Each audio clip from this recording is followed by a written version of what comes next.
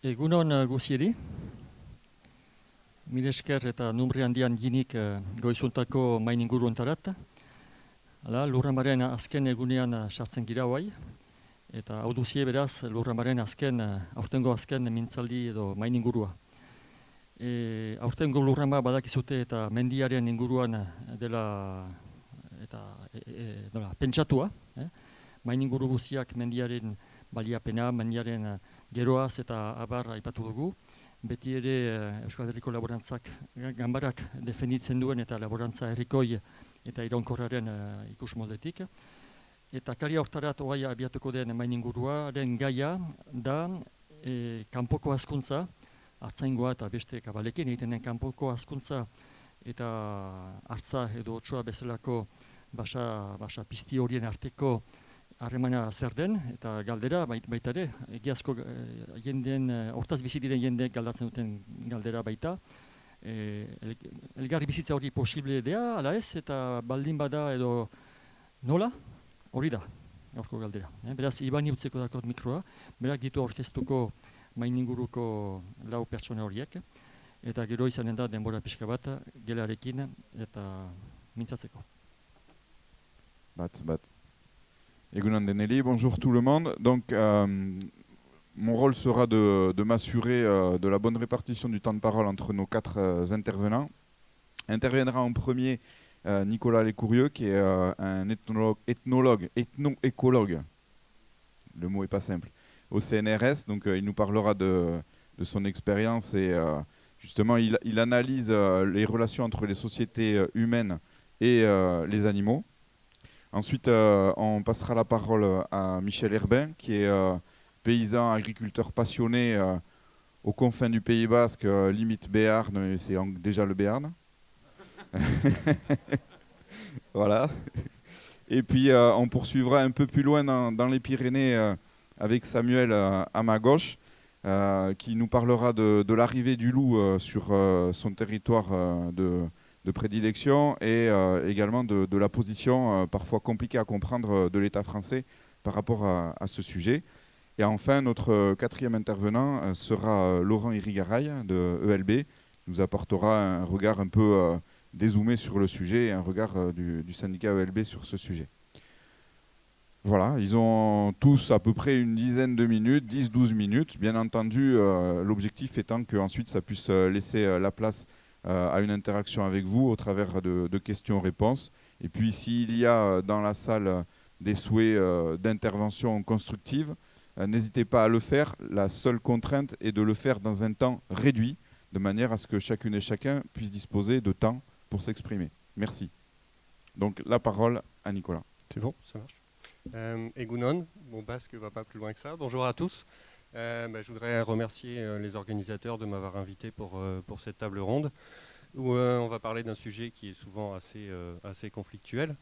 Donc je vais essayer moi de vous donner quelques conclusions et questions qui sont issues de mes travaux. Donc moi j'ai travaillé sur les relations entre les sociétés pastorales et les prédateurs, notamment en Asie centrale, au Kyrgyzstan, en République de Macédoine, donc dans les Balkans. Et puis également un petit peu en France, et notamment avec un groupe qui s'appelle le groupe Coadapt, qui réunit des spécialistes du pastoralisme pour essayer de comprendre un petit peu les phénomènes de coadaptation entre les prédateurs et les sociétés pastorales, et qui travaillent beaucoup sur la France avec les services pastoraux des Alpes notamment, et des gens de l'INRA.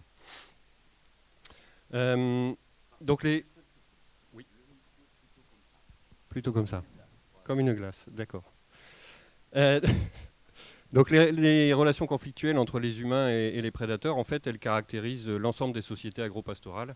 On peut dire que depuis les débuts de la domestication du bétail, en fait, les prédateurs ont été une source plus ou moins importante de nuisances, avec évidemment des dégâts au bétail, et ce qui implique du travail supplémentaire et des coûts supplémentaires pour l'élevage. Et on peut dire que partout où il y a de l'élevage et des prédateurs, il y a des conflits entre les deux. Ça ne se passe pas forcément mieux ailleurs, parce qu'on entend quand même souvent, notamment par rapport à l'Italie, on entend souvent qu'en Italie ça se passe mieux. Alors peut-être qu'en Italie ils n'accrochent pas des loups aux grilles de la préfecture, mais il y a entre 200 et 300 loups qui sont braconnés chaque année. Donc Ça se passe différemment, mais ça ne se passe pas forcément mieux. Et face à cette nuisance, en fait, les sociétés pastorales, depuis très longtemps, ont mis en place divers moyens visant à protéger les troupeaux. C'est ce que vous voyez sur la diapo qui est ici. Alors c'est étonnant parce que c'est une gravure qui date du XVIIe siècle, et on retrouve en fait les 3 mesures de protection qui sont recommandées par l'État à l'heure actuelle par rapport au loup. Soit en premier, donc le titre de cette gravure, c'est l'œil vigilant. Donc l'œil vigilant, c'est celui du berger, hein, qui est représenté là par le bâton du berger. Donc il y a une des mesures qui est adoptée par l'État. En deuxième, vous avez les parcs de nuit. Donc ici, alors c'est assez étrange parce que on dirait des filets souples. Je ne pense pas qu'ils étaient électrifiés à l'époque, j'en doute.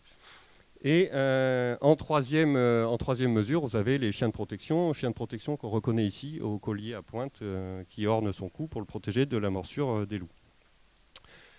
Mais ce qu'on oublie souvent, c'est que ces sociétés pastorales, elles ont également exercé une pression constante sur les prédateurs, soit en tuant les individus attaquant les troupeaux, comme c'est le cas sur cette gravure du même auteur, soit en organisant localement des chasses, des battues ou du piégeage.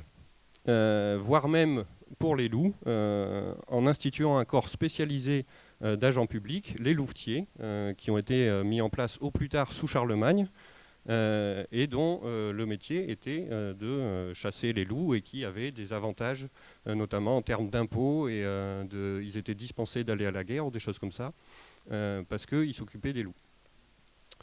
En fait, dès l'Antiquité romaine, les loups sont une préoccupation pour les éleveurs et les agronomes. Les chiens de protection sont déjà mentionnés par Aristote. Mais tout ça, en fait, n'a pas empêché les prédateurs d'être présents partout, jusqu'à une période assez récente. Par exemple, les loups ont disparu d'Angleterre au XVIe siècle et ils ont disparu de France, on peut dire, fin du XIXe siècle. Autrement dit, pendant plusieurs milliers d'années, on a eu de l'élevage et des prédateurs qui ont vécu côte à côte. Alors vous allez voir que j'évite d'employer les mots cohabitation et coexistence parce qu'ils sont souvent très connotés. Mais les deux se sont, on va dire, co-adaptés, je reviendrai sur ce terme plus tard, à travers des relations conflictuelles. Puisqu'encore une fois, on est souvent sur des relations conflictuelles. Puisque d'une part, comme on l'a vu sur ces gravures, les pratiques humaines étaient adaptées à la présence de prédateurs. Mais ce qu'il ne faut pas oublier, c'est que d'autre part, les prédateurs considéraient les humains, au moins certains humains, comme un danger potentiel. Ils s'adaptaient donc également à cela, en étant vraisemblablement plus craintifs et en se tenant à distance des humains, pour ne pas se prendre un coup d'épée, comme c'est sur la gravure. Or, aujourd'hui, les prédateurs reviennent dans des systèmes d'élevage, en France notamment, qui ne sont plus adaptés à leur présence, et en plus, leur protection stricte ne permet plus d'exercer une pression sur leur population et sur leur comportement. Bon, alors aujourd'hui, c'est un peu moins le cas pour les loups, hein, puisqu'il y a plus d'une centaine de loups qui sont abattus chaque année via les mesures de tir de défense notamment, tir de défense simple et tir de défense renforcé. Et donc cette protection stricte en fait ne permet pas la coadaptation et les moyens de protection s'avèrent insuffisamment efficaces s'il n'y a pas de réel danger qui leur est associé. Autrement dit, ça sert juste d'alerte. Les loups notamment, qui sont des animaux particulièrement intelligents, vont s'adapter aux différents moyens de protection, puisque s'il n'y a pas de danger réel derrière, ils vont se dire, bon, un pétard, une lumière, une lanterne qui s'allume quand ils arrivent, ça va peut-être leur faire peur pendant quelques jours, et puis après ils vont dire, bon, finalement, il ne se passe rien derrière. Donc il n'y a plus de réel danger qui leur est associé, ce réel danger pour les prédateurs étant un danger de mort. Après, un autre facteur important, un facteur plus social, c'est qu'aujourd'hui, le monde pastoral dans nos pays, on va dire dans nos pays occidentaux, il est devenu très minoritaire. Alors qu'autrefois, en France, à cette époque-là par exemple, ou dans d'autres pays comme au Kyrgyzstan, l'image des prédateurs, en fait, elle est partagée par l'ensemble de la société. Moi, dans les villages où je travaille au Kyrgyzstan, tout le monde a des bêtes. Donc, pardon. Tout le monde a des bêtes, donc il n'y a pas l'idée de fonder une association de protection des loups, puisque tout le monde est d'accord sur le fait que les loups, c'est un ennemi à combattre, et les conflits entre humains et loups se règlent via les pratiques. Seulement aujourd'hui, on a une société, dans nos sociétés, et en France notamment, qui est divisée sur ces questions. Et en plus de la pression des prédateurs, les éleveurs doivent subir celle d'une société détachée du monde rural qui souhaite voir revenir des ours, des loups et du sauvage dans les montagnes. Se pose alors une question de justice, car une petite catégorie d'acteurs, les éleveurs et les bergers, doivent supporter tout le poids du retour de ces animaux. Alors ce qui paraît ironique, en fait, c'est que ces mêmes acteurs qui ont préservé le milieu naturel qui accueille ces prédateurs doivent supporter aujourd'hui les prédateurs au nom de la préservation de la biodiversité, pendant que d'autres peuvent continuer à déverser herbicides et pesticides dans des plaines dévastées par l'agriculture intensive. Étant originaire du Pas-de-Calais, je vois ce que c'est que les dévastations de l'agriculture intensive. Donc, une fois dit cette dimension sociale, en fait, si coexistence il doit y avoir, si la coexistence doit se mettre en place entre humains et prédateurs, il me semble que c'est à la condition d'avoir une relation entre humains et prédateurs qui soit réciproque. Donc ça, c'est ce que j'ai tiré de mes recherches, notamment au Kyrgyzstan et en Macédoine. Et cette réciprocité, en fait, elle correspond à un ajustement entre l'impact lié à la prédation, cet impact étant économique, écologique, social, psychologique. On l'a vu avec le film de jeudi soir, notamment. Il y a également une enquête qui est parue, qui a été financée par la MSA sur l'impact, sur le côté social et psychologique des attaques de loups, et c'est une enquête vraiment très intéressante que vous pouvez trouver sur Internet. Donc la réciprocité, c'est donc un ajustement entre l'impact lié à la prédation et la possibilité d'exercer un contrôle sur la prédation et le prédateur. Ça passe donc effectivement par la protection des troupeaux, mais ça passe également par le maintien à distance des prédateurs, mais également le maintien d'une relation équilibrée, y compris via des moyens létaux. Autrement dit, via la mise à mort notamment des prédateurs qui attaquent. Et en plus, le maintien de cette réciprocité, ça s'accompagne d'interactions avec les prédateurs, puisque à partir du moment où ces prédateurs vont être chassés, et ces interactions, en fait, elles sont source de savoir, de savoir-faire, mais aussi de savoir-être, ce qu'on peut entendre par coexister, c'est savoir comment coexister avec ces animaux, pour les humains, mais aussi pour les prédateurs, qui doivent aussi, eux, réapprendre à coexister avec les humains en se tenant à distance. L'idée, c'est vraiment d'influencer les comportements des prédateurs par le tir, qui peut avoir deux effets. D'une part, ceux qui survivent vont associer les humains à un danger, mais également, ça va contre-sélectionner les animaux les plus téméraires. Le problème, c'est que, alors c'est moins le cas pour le loup aujourd'hui. Par contre, pour les ours, on est toujours sur des politiques de protection stricte. Des politiques de gestion comme la protection stricte, en fait, elles ne permettent pas ces interactions. Elles nient les interactions, elles les découragent, voire l'interdisent. Et en fait, il me semble que ce genre de politique, ça prend à la fois les humains et les animaux comme des imbéciles, parce que ça ne leur permet pas d'apprendre à vivre ensemble, y compris par l'intermédiaire d'un coup de fusil, si les animaux ne respectent pas certaines distances. Puisque moi, si on veut employer le terme coexister, il me semble que coexister, c'est surtout interagir. Interagir avec divers moyens, y compris le tir. Voilà ce que j'avais à dire pour l'instant. Merci beaucoup. Il y aura largement le temps de revenir sur le sujet. Donc je vais passer la parole maintenant à Michel, voilà, pour nous témoigner de ton expérience pratique. Bonjour à tous, donc je suis Michel Herbin, je suis au bout du Béarn et donc aux prémices du Pays Basque, donc je ne suis pas non plus très très loin. Associé avec mon frère Angaek, à la suite donc de mes parents, donc c'est une ferme familiale, où on pratique la transhumance depuis, on va dire, les années 85. Donc c'est quelque chose qui ne s'est pas toujours fait chez moi, mais qui a été mis en place aux alentours des années 85, un petit peu en Haute-Soule. Et puis après, on a fait un retour sur la ferme, où là, très clairement, donc, j'avais des fourmis dans les jambes et ça allait pas, quoi. Il fallait repartir en montagne. Et donc là est venu quelques années passées dans les Hautes-Pyrénées, voilà, sur des estives relativement hautes. Et donc, c'est là où, petit à petit, on voulait un petit peu remettre en route un peu la traite en montagne, la fabrication, des choses dont on avait laissé un petit peu tomber. Et c'est là aussi où on a fait connaissance avec quelque chose qu'on ne connaissait absolument pas. C'était donc les premières visites de l'ours, très clairement. Voilà, on a dû faire face à la première attaque ou à une attaque d'ours où 2 brebis ont été tuées. Donc là, la réflexion pour nous, ça a été de dire on n'était forcément pas du tout préparé à faire face.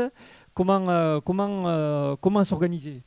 Donc c'est là où on a pris un peu conscience et connaissance un peu des différents moyens de protection. Comment mettre en place ces moyens de protection sur notre estive. Et donc, n'étant pas spécialiste du tout des moyens de protection, on a commencé à prendre contact avec la pastorale pyrénéenne de notre côté, de façon à très rapidement, donc à l'automne qui a suivi les premières attaques, mettre en place donc un petit patou, puisque la différence avec l'homme, c'est que le chien, lui, il garde tout le temps, quoi. 24 heures sur 24, il est présent avec les brebis. Donc c'est comme ça où on a mis un petit peu le pied dans la mise en place des premiers moyens de protection. Donc ça a été de mettre en place un patou, tout en étant donc accompagné d'un point de vue technique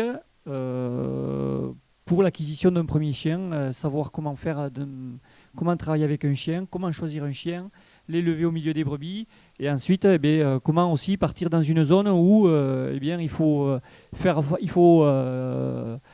prendre conscience que lorsqu'on met en place des choses nouvelles, il faut y être avec, il faut les encadrer. Et donc en parallèle donc, de ce premier chien, on a mis, je dirais, on découlait donc les différentes d'autres moyens en l'occurrence, à savoir la garde. Donc on a commencé à embaucher un premier berger salarié et à faire du parquage de nuit, ce qui, pour nous, parquer la nuit n'était pas vécu du tout comme une contrainte, dans le sens où, en même temps, donc tout ça s'est fait, je dirais, sur les années, mais sans perdre trop de temps quand même, la traite et la fabrication du fromage. Donc on a commencé à traire, puis à fabriquer du fromage. Et en fait, on s'est aperçu que ramasser les brebis le soir, parquer et ensuite le lendemain matin traire, finalement tout ça était, je dirais, cohérent, dans le sens où pour nous c'était quelque chose, une pratique vers laquelle on allait de toute façon. Donc l'épisode, je dirais, des Hautes-Pyrénées a pris ensuite fin. Comme il y a un début, il y a toujours une fin. Donc a pris fin. Et là, on a eu donc toujours à la recherche d'une estive, parce que ce qu'on souhaitait faire, c'était faire vraiment de la fabrication, de la traite, et vivre vraiment en montagne, y passer du temps avec du monde, garder, traire, faire le fromage. Et donc, pour ça, il faut une estive qui ait un minimum d'équipement, à savoir une salle de fabrication, de l'eau potable. Enfin, vous savez un petit peu comment ça se passe pour pouvoir faire ça. Donc, on est venu dans les Hautes-Pyrénées. Entre-temps, donc, on est venu donc ici en Béarn, du côté de la vallée d'Aspe. Ici, à côté. Ici, à côté. Et donc, voilà, cette aventure a démarré avec des copains bergers. Donc, nous, on fait la garde et on prend des brebis en pension. Donc l'été, on a en moyenne 1200 brebis sur l'estive, qui est une estive relativement vaste, on va dire. On est donc plusieurs bergers. Et là, donc, avec une salle de fabrication nous permettant, dès le départ, de fabriquer, de traire, de fabriquer. Donc une estive isolée, 2 heures et demie de marche. Et donc là, ça coulait de source. On part dans une estive isolée. On sait où on met les pieds parce que, pour le coup, la règle du jeu, elle était dite. On savait que c'était une zone qui était visitée. Même s'il n'était pas régulièrement ou fréquemment, en tout cas, peu importe, elle était visitée. Donc on savait que en mettant les pieds là-bas, on serait en fait avec d'autres locataires de la montagne. Donc on s'est dit, il n'y a pas le choix. Et en fait, on a vraiment fait, nous, le pari du coup, de garder dans tous les sens du terme. C'est-à-dire qu'on a embauché des bergers salariés, on a embauché donc 2 bergers salariés pour à la fois faire de la garde en montagne. Donc c'est la garde, alors je sais pas, à la béarnaise, hein. Donc c'est à bâton planté, on part avec les brebis. Donc là-bas, on a quasiment en permanence 3 troupeaux sur différents niveaux de montagne. Donc 1200 brebis, 450 brebis à la traite. Et le soir, on ramasse, quoi. Le soir, on part, on ramasse. Et le matin, traite, fabrication. Donc ça, c'est quelque chose qui est... Voilà, c'est ce qu'on voulait. On voulait des montagnes qui soient vivantes. D'abord, la priorité des priorités, c'était celle-là pour nous. Donc je ne me voyais pas partir en montagne seul. Moi, j'ai besoin de discuter aussi. Donc il me fallait quelqu'un avec qui discuter. Donc on a pris des bergers, donc c'est des montagnes où il y a de la jeunesse, il y a de la vie, il y a 2 bergers salariés, il y a une apprentie, il y a des stagiaires, il y a un troupeau qui peut paraître grand et encore que la montagne est vaste. La montagne est aussi, je dirais, plutôt facile à garder, isolée certes, mais plutôt facile à garder. Donc il y a un certain nombre de choses qui font que on arrive à passer un été, on n'est jamais tranquille peut-être, mais en tout cas à faire en sorte que chacun reste à sa place avec donc nos chiens, nos bergers, chacun fasse le boulot. Et en fait, donc il y a du monde, mais il y a aussi, je pense, et je reste convaincu que de ce triptyque qu'on voit là, il y a quelque chose qui pour nous est très important. C'est que le métier que l'on fait, il a un sens, dans le sens où il y a une valorisation économique de l'activité qu'on a pendant tout l'été. C'est-à-dire que nous, en montagne, on tire du lait. On tire du lait, donc c'est de la OPO Sorigati, c'est du fromage d'estive. On est, pour certains, en bio, mais pas tous. Mais en tout cas, on a un sens aussi à préserver notre environnement. Et la montagne, l'utilisation de la montagne, c'est aujourd'hui, dans un système... que l'on recherche de plus en plus vertueux, eh bien, la montagne s'impose à nous, à nos yeux. Et donc, s'il y a d'autres locataires qui l'occupent, eh bien, il faut que chacun puisse faire le boulot qu'il a à faire et rester de son côté. Donc, voilà un petit peu comment, pour nous, la mise en place des moyens de protection. Donc après, un peu plus, s'il faut aller un peu plus dans le détail, donc nous, on fait partie de ceux qui utilisons... voilà, vraiment la garde les filets, on bouge les filets très régulièrement pour ne pas que les brebis soient dans la merde, très clairement, quoi. Essayer de faire en sorte que et sachant que effectivement il y a nécessité de s'adapter. Donc nécessité de s'adapter, c'est quoi?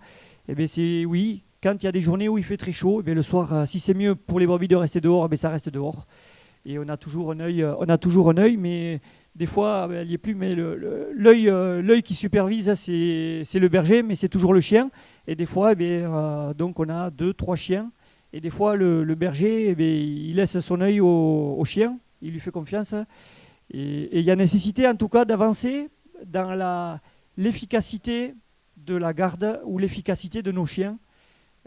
C'est vraiment quelque chose qui me tient à cœur. On travaille sur les chiens de conduite. C'est important d'avoir de bons chiens de conduite, ça facilite la vie des bergers, mais il y a nécessité de travailler aussi sur les chiens de protection, parce que les chiens de protection qui gardent l'été en montagne, eh bien, il faut faire face où il faut là aussi composer avec les locataires. Eh bien, il y a aussi de la visite, de jour comme de nuit, donc il y a des touristes, et donc il s'agit d'avoir à nos côtés des chiens qui ne sont pas des lions, et il s'agit aussi d'avoir que les gens qui viennent nous voir ou pas, qui s'arrêtent ou pas, mais en tout cas sachent comment faire lorsqu'il y a des estives qui sont habitées par les chiens. Et donc il y a nécessité de discuter, de se former à ne plus traverser les troupeaux, mais à les contourner. Et parce que quand vous avez un chien, vous l'avez en montagne, mais vous l'avez aussi en bas à la ferme. Et donc là aussi, il y a nécessité de se protéger dans tous les sens du terme par rapport à ça, quoi. Donc voilà, je ne sais pas trop où c'est que j'en suis avec le temps. Tu avais fini? J'avais fini. Bon, on pourra relancer après. Merci beaucoup. Donc, on va...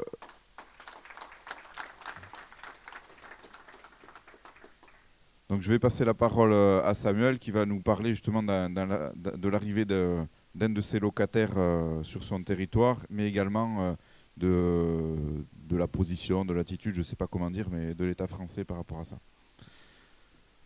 Donc, je m'appelle Samuel, je suis paysan dans les Hautes-Pyrénées.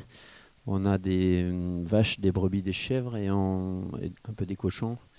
On a un système où on fait de la traite en montagne sur la partie d'estive. Depuis notre installation, en fait, moi je suis installé hors cadre familial. J'étais complètement un néo quand je suis arrivé à la formation de berger d'Etchari il y a 20 ans maintenant. Donc on est rentré dans l'agriculture par la porte de la montagne en fait. Et on a souhaité continuer cette part-là, quoi. Donc effectivement, ce que raconte Michel sur la partie de traite à la montagne, c'est quelque chose qui n'est pas discutable chez nous aujourd'hui, quoi. Et je rejoins Michel sur la part de dire que elle est nécessaire et elle favorise en fait effectivement le nombre de personnes qui peuvent rester sur la montagne, notamment de par la valorisation économique du produit, quoi. Donc ça, c'était un peu la présentation de la ferme. Nous, on fait du fromage qu'on commercialise en direct sur le marché de Bagnères de Bigorre, entièrement localement, et on fait de la viande à partir des veaux, des agneaux, des chevreaux qui naissent chez nous, qu'on commercialise aussi dans un rayon très court autour de la ferme, quoi. L'idée, c'était de vous présenter un petit peu l'arrivée du loup sur le département du 65. Moi, j'ai suivi ça un peu de loin parce que sur l'estive où on est, elle est juste située de l'autre côté du vallon, sur là où est arrivé le loup. Mais en fait, on n'a pas eu d'impact direct sur la montagne où on est. Et donc, c'est le gros de l'arrivée du loup, c'est sur le Haut-Takam où ça a posé le plus de problèmes. Vous avez peut-être entendu parler de l'histoire, c'est-à-dire que ce qui s'est passé, c'est que juste un loup mâle est arrivé sur cet endroit-là et que rapidement, en fait, donc les attaques ont commencé autour du 15 mai. Il y a eu à peu près 70 brebis de mortes sur ce territoire-là. Et rapidement, en fait, les paysans, ils ont descendu les brebis, ramené les brebis à la maison parce qu'ils se sont retrouvés dans l'impossibilité d'être confrontés à cet animal et à ce type de prédation, quoi.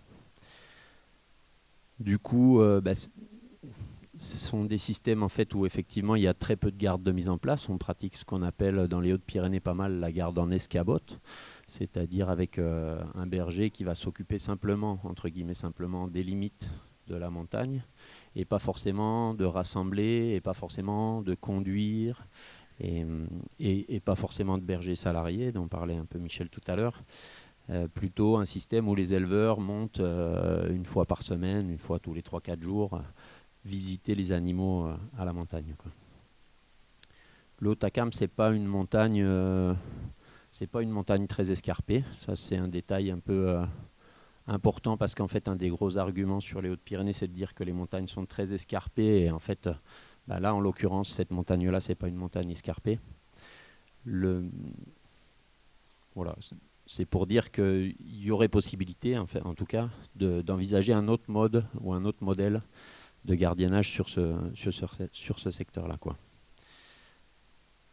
Voilà, mon idée, c'était sur les 3 loups qu'il y a eu. En gros, il y a eu à peu près les mêmes types de réactions en fait, des paysans, c'est-à-dire très souvent des descentes d'animaux précoces, sur une année en plus où c'était plutôt particulièrement compliqué parce que c'était quand même très sec en bas, donc avec des ressources fourragères qui ont du coup été réduites pour faire du foin, donc qui risquent de leur poser quelques problèmes sur cet automne et cet hiver, quoi. Ce qui s'est suivi de ça, en fait, c'est que les éleveurs, il y a eu une montée de colère de la part des éleveurs. Et il se trouvait que le Tour de France arrivait le 18 juillet à Haut-Takam. Donc, sentant ça, ce qu'a fait l'État, et notamment Macron, c'est de rendre visite aux paysans sur le lieu pour pour calmer la colère, pour laisser, entre guillemets, le cyclisme arriver jusqu'en haut, quoi. Et moi, ce qui m'a frappé, en fait, c'est que une des réactions de Macron, ça a été de nous dire ne vous inquiétez pas, je m'en occupe. Il est particulièrement attaché à notre territoire parce qu'en fait, il a sa grand-mère qui est enterrée à Montgaillard, qui est un petit village juste à côté de chez moi. Donc, voilà, c'est un peu... c'est son territoire, quoi. Donc, on était son ami et il avait envie de nous montrer comment il était touché par le désarroi dans lequel étaient les paysans du coin, quoi. Mais c'est quand même assez grave, je trouve, de la part d'un chef d'État, de aussi peu se rendre compte ou aussi peu répondre en adéquation à la problématique, quoi. Donc ils ont laissé 18 jours la brigade anti-loup sur le secteur de Hautacam. La brigade anti-loup, ils ont vu une fois l'animal et ils n'ont jamais réussi à tuer l'animal, quoi. Du coup, il n'y a pas eu vraiment de réponse en fait de la part de l'État là-dessus, quoi, pour moi. La deuxième chose qui s'est passée, c'est une réunion en préfecture là, à l'automne pour refaire le point à peu près sur le pastoralisme et la prédation sur les Hautes-Pyrénées. Le préfet nous a fait un état des lieux, qu'il y avait 3 loups, que c'était des loups mâles qui étaient sur le département. Et voilà, et que ce que l'État allait mettre en place, c'était de chercher à les éloigner pour qu'il n'y ait pas de meute qui se mette en place sur le département, quoi. Donc moi j'ai pris la parole à un moment donné en disant là je suis désolé mais je comprends pas. Je comprends pas comment l'État peut nous dire qu'on va éloigner 3 loups mâles, quoi. D'ailleurs c'est les éloigner pour les mettre où, quoi. Plutôt dans le 64, moi ça me va, hein. En plus il y a plein de paysans ici donc c'est super, ils vont l'accueillir avec plaisir, quoi. Mais voilà, de dire ça avec l'expérience qu'on a des Alpes, avec la mise en place dans les Alpes de meutes qui sont exponentielles, etc., c'était quelque chose qui me paraissait complètement ahurissant, quoi. Donc en prenant la parole d'ailleurs en disant ça, je me suis fait alpaguer par un paysan qui était à côté de moi, qui n'est même pas paysan d'ailleurs, un gestionnaire d'estive, en disant que pour lui c'était insupportable d'entendre quelqu'un qui dise que de toute façon, on s'acheminait vers des populations de loups partout sur le territoire, et avec des meutes présentes partout sur le territoire, et qu'en fait, la seule réponse de l'État, c'était de pouvoir accompagner en fait les paysans dans cette nouveauté qui va aller et qui va s'imposer à eux, quoi. Donc voilà, du coup, juste pour vous dire que par exemple Macron dans ses annonces pour le mois de juillet, il nous a dit « Je vais mettre en place une brigade loup sur l'Occitanie ». Parce qu'il y a une brigade loup qui est déjà présente sur la partie alpine. Je vais mettre en place une brigade loup sur l'Occitanie. Ce qu'on a su dernièrement, c'est que en fait, il va couper en deux la brigade loup des Alpes. Il va en mettre la moitié sur l'Occitanie, la moitié sur les Alpes. Alors que la population lupine, elle est passée de 600 individus l'année dernière à 900 aujourd'hui. Et donc du coup, on est face à quelque chose qui devient complètement exponentiel, quoi. C'est 20% de plus d'individus par an, quoi. Donc on est 52 départements qui sont touchés aujourd'hui par le loup. On est sur quelque chose qui va se généraliser concrètement sur l'ensemble du territoire, plaine ou montagne. Là, on est clair. Donc voilà, l'État nous dit, vous inquiétez pas, les brigades, d'accord. La brigade, elle sert notamment à faire des tirs létaux. Aujourd'hui, il y avait 178 tirs cette année létaux autorisés par l'État sur des loups. Il y en a eu 160 d'effectués, avec pour la plupart qui ont été effectués par la brigade loup, quoi, les louvetiers, quoi. Donc nous, ce qu'on demande, c'est quand même vraiment d'avoir des brigades de louvetiers qui soient des brigades performantes et qui soient en nombre, qui permettent effectivement de pouvoir faire face éventuellement à de la prédation. Et voilà. Et moi, ce que je trouve en fait en tant que paysan et un peu syndicaliste, quoi, c'est de ne pas laisser les paysans, en tout cas dans le déni, de ne pas se laisser croire que demain on va pouvoir ne pas l'avoir, quoi, en fait. Qu'aujourd'hui, concrètement, on va avoir de la prédation, on va avoir des prédateurs qui vont être en nombre, concrètement. Et donc, qu'il est important de se préparer, en fait, collectivement, ensemble, à ce qu'il y ait de la prédation partout, quoi. Et pour moi, dans les moyens de protection, une des premières images qu'on a vues, il y a du rassemblement, il y a parquer la nuit, dont parlait Michel, il y a des chiens, il y a des bergers, beaucoup de bergers en fait, parce qu'en fait, ce qui manque cruellement, notamment sur le département des Hautes-Pyrénées, c'est de la présence en montagne, quoi. Ce qu'a enlevé, en fait, c'est général, hein, c'est pas que sur les zones de montagne, je vais rien vous apprendre, hein. Le nombre de paysans, il a chuté depuis 50 ans de manière drastique. Et du coup, c'est de la même manière en montagne. On se retrouve avec des zones où il n'y a plus de présence humaine et donc où la présence de prédateurs va être très très compliquée pour les derniers des Mohicans qui tentent de faire un peu d'élevage par là, quoi. Je vous remercie.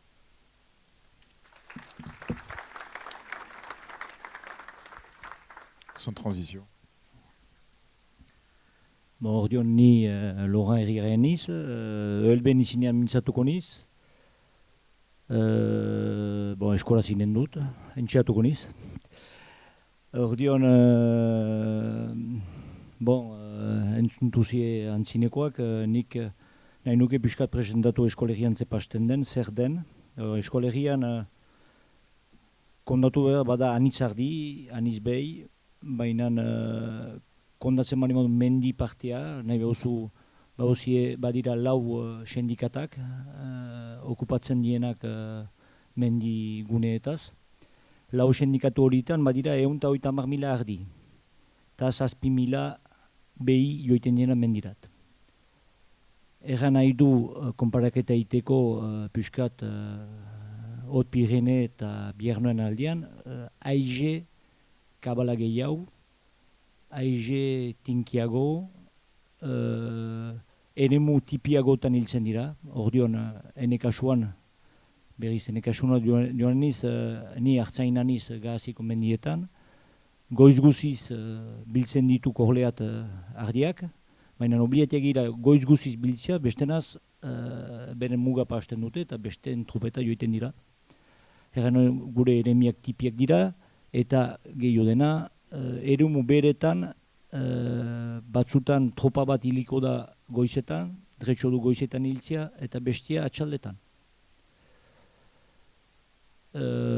Berriz eskolegiko mendietaz diteko, eskolegiko mendiak aiza Biernokoak eta Haute-Pyrénéekoak bano apalo dira. Ordeon, bero gehiago, atxaldetan ustail eta gorila atxalde osoa pasten dute itzalguneetan, alatu gabe. Ordeon, behar dute ondorioz gauaz aize gehiago aizan alatzen beren eguneroko janaria biltzeko. Hori dira pixkat diferentziak erteko Haute-Pyrénées eta Biernoekin konparatuz. Ordeon, hori kusiz eta antzinekoak dutena eranaekin, protekzionia badakigu zakurrak eta protekzionia pixkat babesten du tropa pixkat arzari konparatuz, baina protekzioniak beste gizan otsuan dako, protekzioniak badira alpetan denetan, baina euneko latanoita amaretan protekzionek den lekian badira atakak ere. Ordeon, ala gure kezka zer den, erten baizin joan den urtean 608 zirela, o 608ekin, ama 2.500 ardi hildira. Ardi, behi, eta atze eta gainateko. Gehi 2.500 kabala galdu direla ere, ez atsemanik. Ordeon, heldu da, apopre 5.608 dako.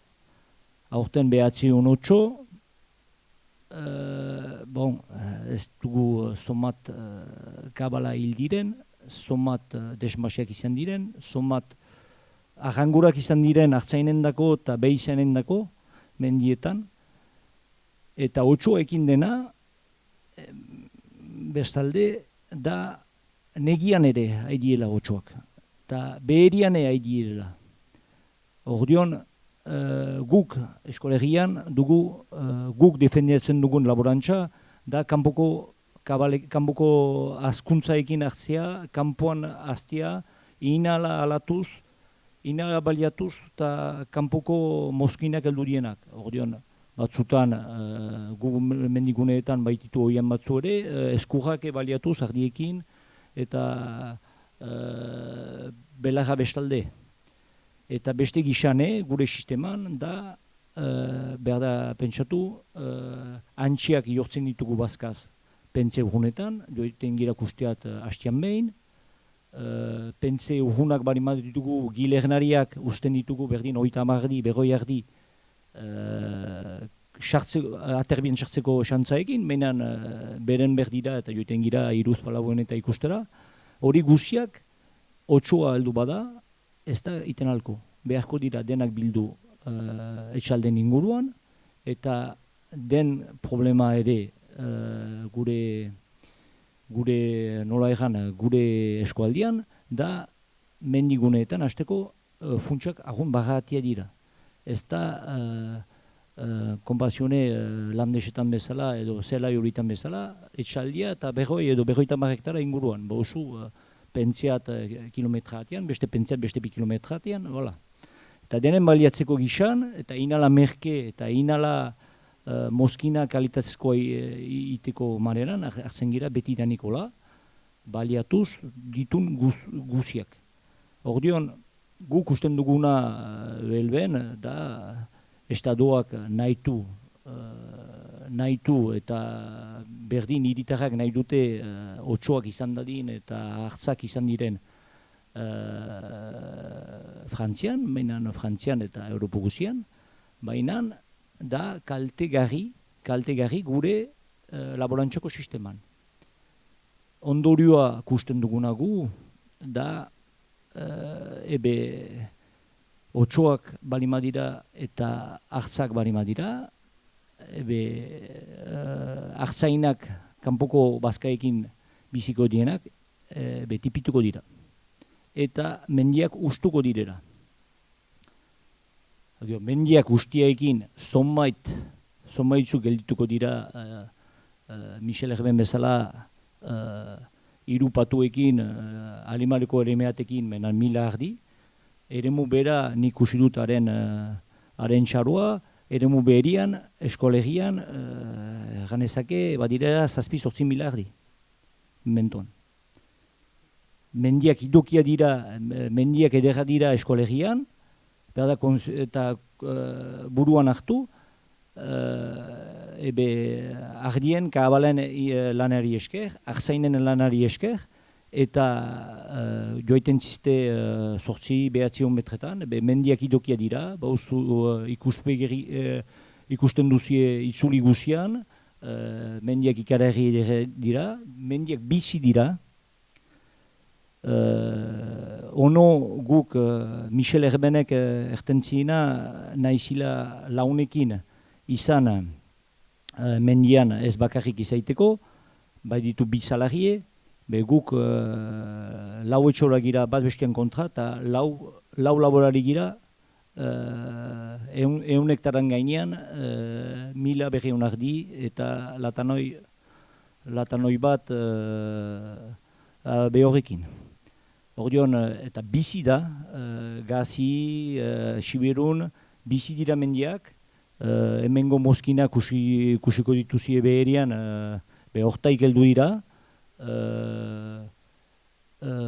Irudiare gure beste mozkinen saltzeko, gure ardi esnia saltzeko, eta gaznak haupeko irudia da mendikoa, eta mendia bizi behar du.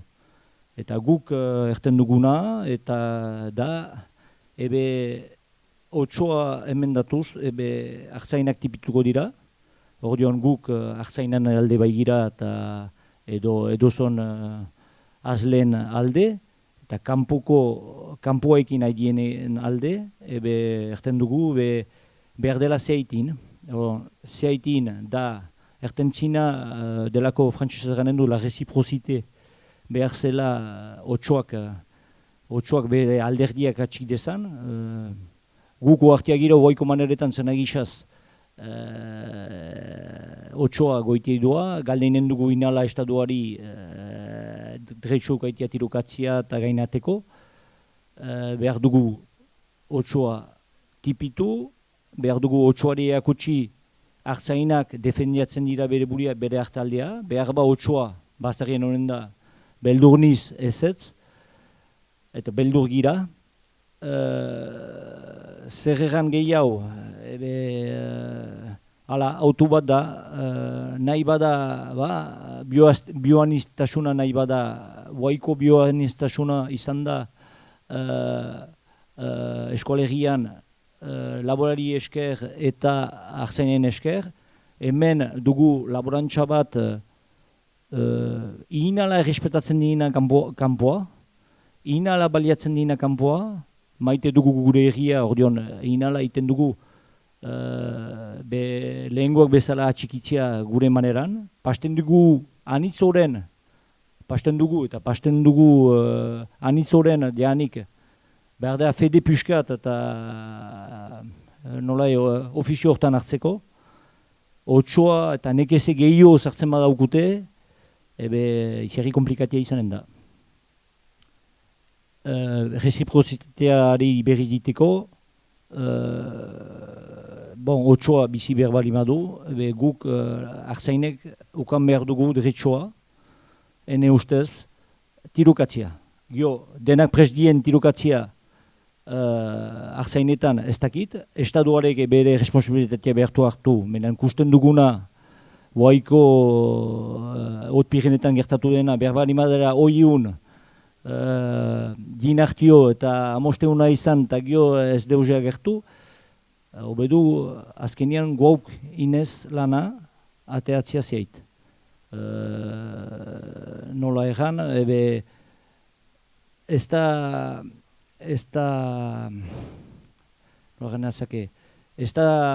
uste izan behar, otsoa hori izan ez, otsoa biziko dela goxoki bere xokoan, eta hartzainak noen dela beldur bere hartalen artian. Izan dira, bakabalak hilak, ba otsoak hilak, eta azkenean anitz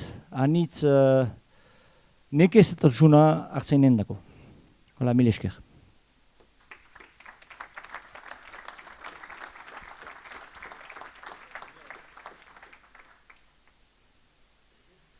On va pouvoir passer à l'échange avec la salle, mais peut-être avant ça, ça aurait pu être intéressant d'avoir un regard complémentaire de la part de Nicolas par rapport aux 3 témoignages qu'on a eus.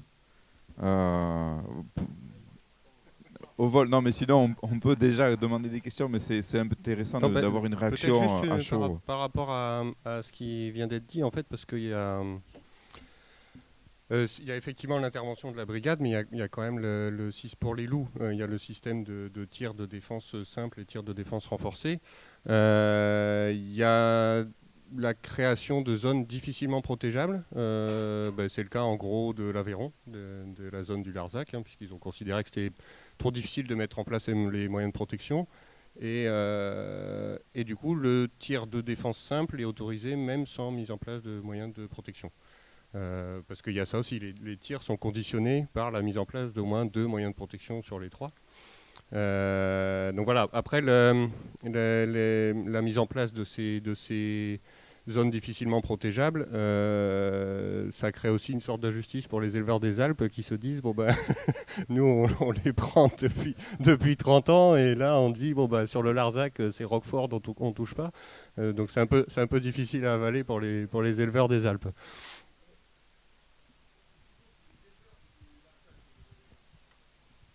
Tu vas parler au micro parce qu'on n'entend pas. Oui, non, je voulais préciser que c'est les éleveurs du Larzac qui se sont battus pour avoir une zone non protégeable. Voilà, qui rejoint, à mon sens, la position défendue par ELB, là, et où ils s'occupent du problème eux-mêmes.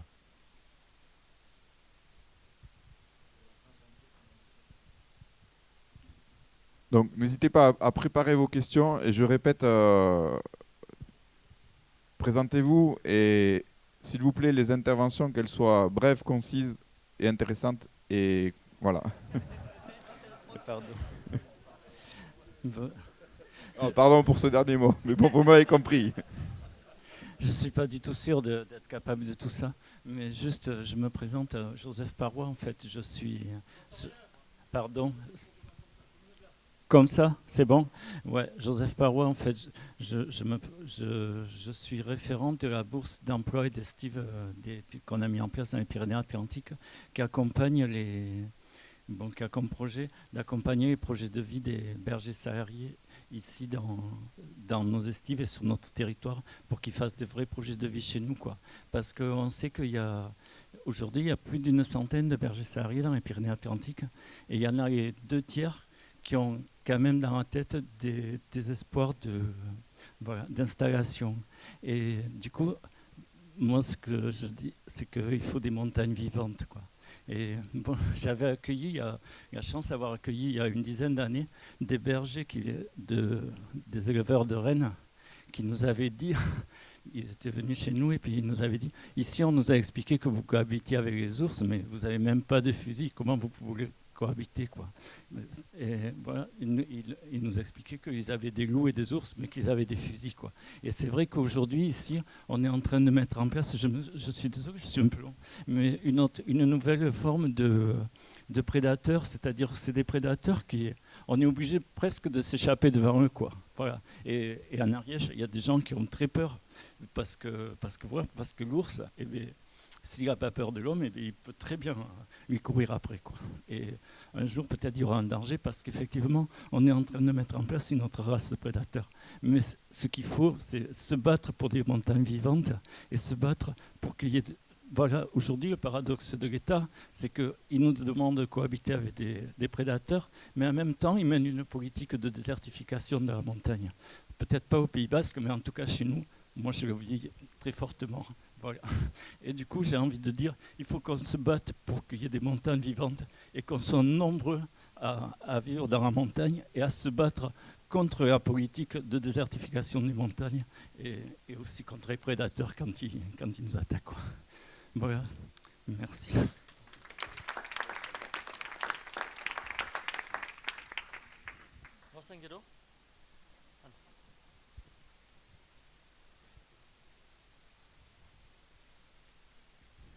Jean-Marie Hainaut, INRA Santé Animale. C'est une question à Nicolas Lescouret. Qu'est-ce que vous pensez des... Pardon. C'est comme ça? Ça va? Oui, bon, merci. C'est une question à Nicolas Lescouret, de la part de Jean-Marie Hainaut, INRA Santé Animale. Je voulais savoir quelle est votre position, votre avis critique sur les écrits de Pierre Jouventin, qui est fasciné par le loup. Excusez-moi, c'est une question peut-être difficile.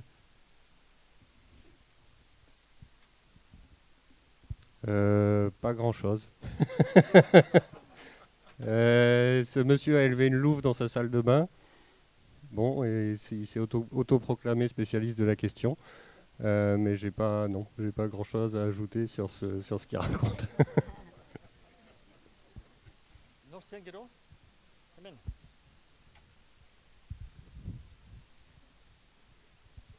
Bonjour, j'ai une petite question. Tout à l'heure, vous parlez de travail sur les chiens de protection. Et on entend que pas tous les bergers sont un peu déçus et qu'ils passent sur d'autres races. Le berger d'Anatolie, ou voilà. Et je voulais savoir si, quand vous parlez de travail sur les chiens de protection, vous parlez sur les différentes races ou travailler avec différentes races ensemble ou des choses comme ça. Merci.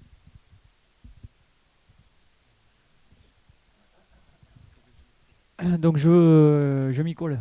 Donc pour ma part, moi je travaille avec le Patou, puisque quand même c'est le chien qui trouve ses origines en montagne en Béarn. Après, pourquoi quel est le meilleur s'il y en avait un meilleur, ça se saurait. C'est un peu la question, c'est est-ce que le Gorbea est meilleur que le Border? À côté de moi, je connais la réponse. Après, globalement, c'est pas qu'une question de race. C'est voilà, il y a des chiens qui sont des chiens de conduite, donc des chiens de protection. Chaque chien a sa spécificité. Ce que je pense, c'est qu'en fait, on a quand même pris du retard. Je reste convaincu qu'on a quand même pris du retard et qu'on a besoin de travailler et de ferrailler sur la génétique de nos chiens de protection, quelle que soit la race. Il faut qu'on avance. On a encore beaucoup de chiens qui sont, comment dire, je ne sais pas comment l'exprimer, mais on a des grosses différences. On n'attend pas tous la même chose. Mais bon, ce qui est bien, c'est d'avoir un chien qui s'occupe des brebis et pas des mollets de cyclistes ou des gens qui passent à pied. Et on a besoin de travailler on a vraiment besoin de travailler sur la génétique des chiens. Et ensuite, moi, je ne dirais pas s'il y a un chien qui est meilleur que l'autre. Je pense que chaque chien, c'est comme dans les chiens de conduite, a ses avantages et ses inconvénients. Oui, sur la question des chiens, il y a effectivement il y a la question de la génétique parce qu'il y a des lignées qui se sont perdues. Après, donc au-delà des races, il y a la question des lignées et puis il y a aussi la mise en place de modes d'élevage qui sont particuliers aussi aux différents élevages qu'on va trouver, que ce soit dans les Alpes ou dans les Pyrénées ou dans le Massif central. Et ça, c'est des choses qui sont en train de se mettre en place en fait. Quand on parle de coadaptation, c'est ça aussi. Et il y a un document dont il y a 2 versions qui a été publié par les services pastoraux alpins, qui est basé sur des enquêtes auprès des éleveurs utilisation de chiens de protection. Et c'est très intéressant parce que tous n'ont pas du tout les mêmes manières d'élever les chiens de protection. Et puis il y a des notions de meutes maintenant qui sont en train d'émerger, c'est-à-dire de constituer des meutes de chiens de protection avec des chiens qui ont des âges différents, qui vont avoir des actions différentes en fonction de leurs âges. Et ça, c'est pas forcément lié directement à la race du chien. Moi, je voulais juste rajouter sur le chien que nous, au niveau de la conf, on milite pour qu'il y ait une évolution du statut en fait, du chien de protection. Aujourd'hui, on est sur le même statut pour le chien de protection que pour un chien lambda. Et donc, du coup, on est quand même sur des usages qui sont complètement différents. Avec nous, sur l'usage du chien de protection qui est plutôt de le repousser par rapport à nous, par rapport à l'homme et de l'intégrer entièrement au troupeau avec vraiment un chien qui devient plus un animal sauvage qu'un animal domestique, quoi, ou au moins qui est entre les deux, quoi, avec du coup des comportements qui sont bien spécifiques à cette méthode, à ces techniques de dressage, quoi, ou d'utilisation, même plus que de dressage. Et donc du coup, on demande à ce qu'il y ait une évolution du statut pour que le paysan ne soit pas forcément mené devant les tribunaux parce que le chien aboie la nuit, simplement. Enfin, voilà. Ça fait partie de nos demandes assez fortes. Ce que je voulais juste pour compléter l'intervention précédente, c'est que c'est quand même la mission de la pastorale pyrénéenne de travailler sur l'accompagnement, la mise en place des chiens de protection et l'efficacité des chiens. Et pour être aussi complet, c'est que avoir un chien à la maison de protection ou plusieurs chiens de protection, il y a urgence à travailler. Et là, je rebondis sur ce que vient de dire Samuel. Il y a urgence à continuer le travail sur le statut du chien, parce que aujourd'hui, les utilisateurs, on n'a pas le choix. Il faut se protéger. Il faut mettre des chiens pour se protéger. Et donc, il faut aussi derrière faire face quand il y a des problèmes. Et donc, il y a nécessité de continuer et d'avancer en tout cas sur le statut du chien. Bai, badut beldurra. Gauza tipi bat berriz emendatzeko bajatu, Sakurren gainean, sakugorik isiari nik badu baino, baliosa dira. Jendea bano aizaleeno kusten du ze etortzen den eta troparen ganat, hori importantzia handia du. Baina berriz errantare erranduguna antzinean, 190 baute sakuroritaik eta atakak badira. Ordion, sakura babesteko untsa da eta maruroski arma ere ondoan. Aski goiz abisati izaiteko behauzu sakura izan. Zenta sakurak berdin kilometrat leheno arribatu eintzin 8ak kusiko du. Eta ordian posibilitatea bada edo hartzainari, edo noaiti guztia heldu dela lainera. Hala, ordion, otsoak, ordion, anatolikoa edo hemengoa, bon, goazen hemengoaz, hobe da hemengo arraza baliatzea. Bai, badu beldurra enganio handi baten aitzinean ginen. Donc, si l'Ourama n'existe pas, il faudrait le créer, parce que l'Ourama soulève des questions bien au-delà du pastoralisme et de l'agriculture, mais sur le plan sociétal. Moi, je suis très frappé. Quelqu'un m'a dit un jour, attention, un ours peut cacher un autre. Il y en a même qui disent que sous la peau de l'ours, on peut se cacher aussi. Et je me demande, en tant que citoyen, ce que cache cette diversion. Certes, c'est très important d'en discuter, surtout pour les bergers. Cette transition difficile. Mais ça cache quoi? En ce moment, on entend des notions un peu vaseuses qui n'ont aucun sens. On dit il faut vivre ensemble, il faut cohabiter, il faut dialoguer. Et on veut nous faire admettre qu'en fait, le dialogue, l'écoute est possible entre le loup et l'agneau. Et derrière tout ça, ça veut dire que la prédation, pas seulement à quatre pattes, mais la prédation à deux pattes arrive à grand renfort. Les prédateurs, ce n'est pas le loup seulement dans nos montagnes basques, ou l'ours. C'est aussi les requins qui remontent la Nive et qui veulent reconquérir un espace. Alors on se sert des loups pour l'instant, pour supprimer si possible ce pastoralisme gênant. Mais le problème, c'est que la troisième mi-temps nous arrive à grands pas. La transhumance organisée, au-delà de la côte, sur nos montagnes et compagnie, je veux dire, ça demande des conditions. Et messieurs les bergers, vous êtes gênants. À la Rune, vous êtes gênants. Rapatriez vos troupeaux pour laisser libre cours aux touristes, à des engagements pharaoniques. 43 millions qui étaient prévus sur le sommet de la Rune. Donc la prédation, attention, il n'y a pas que les loups, il n'y a pas que les ours. Par contre, ils ont bon dos.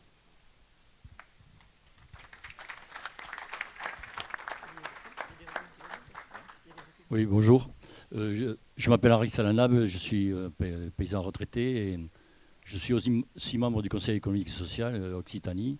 Et je voulais juste aborder le sujet de la PAC par rapport et des aides européennes par rapport aussi à ce sujet-là, parce que je crois qu'on ne peut pas quand même faire l'économie de comprendre ce qu'est la PAC et son influence sur la démographie et sur l'économie du monde agricole. Et je pense que là, on touche un peu le cœur du problème et ça a été bien expliqué à la tribune. Je crois qu'on aura des montagnes vivantes et on pourra effectivement, non pas cohabiter, j'ai bien compris, mais coexister avec toutes les problématiques, hein, pas que celle-là. Hein. Il y a la problématique des éleveurs, il y a la problématique des touristes et tout ça. On ne pourra le faire que si on a des paysans nombreux sur le territoire.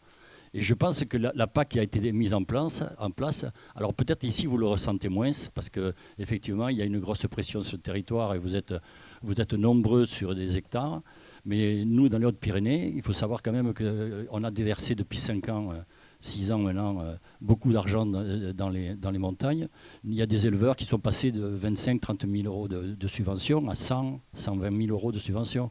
Dans mon village, il y a 4 paysans qui ont plus de 100 000 euros de subvention tous les ans. Et qu'est-ce que va donner en termes de démographie ce territoire? Est-ce que vous pensez que ces gens-là, et tout à l'heure quand vous disiez qu'on n'existera que si on fait de la valeur ajoutée, moi je pense qu'effectivement on n'existera que si on fait de la valeur ajoutée. Pour vous donner un ordre de chiffre plus global, en Occitanie, l'ICHN c'est 300 millions d'euros. 300 millions d'euros, bon, on a les Aveyronais, il n'y a pas que les Pyrénées. Hein. Les Aveyronais, ils en prennent un peu quand même, et même beaucoup. Mais c'est quand même 300 millions qui pourraient servir à une politique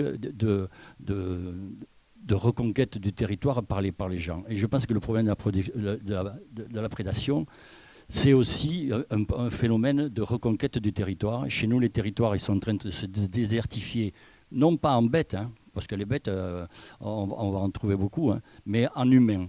Et si on n'a pas des humains sur le territoire, on aura des territoires qui seront peut-être voués plus au tourisme qu'à autre chose, et la problématique sera cela. Moi, je pense qu'il faut reparler de la PAC parce que c'est très, très, très important, je le pense.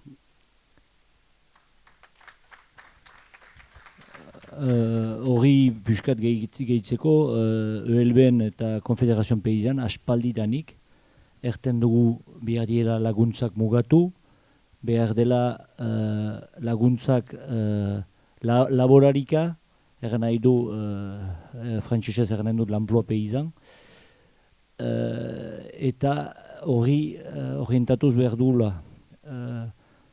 Dira zazpi sortzi urte ukana ginen pixkat revalorisation des DPV sur les 52 premiers hectares. Normalement, on devait avoir 100 euros. Il y en a qui ont changé, ça a changé de gouvernement. On s'est bloqué à 50 euros, 2500 euros de moins par ferme, pour favoriser l'agrandissement, pour faire diminuer le nombre de paysans. Et pour pouvoir, moins les paysans sont nombreux, moins ils peuvent se défendre et on peut les diriger là où on veut et comme on veut. Au Pays Basque, on a encore la chance d'être assez nombreux et on se défend mordicus et on essaye d'aller contre la marée, on va dire.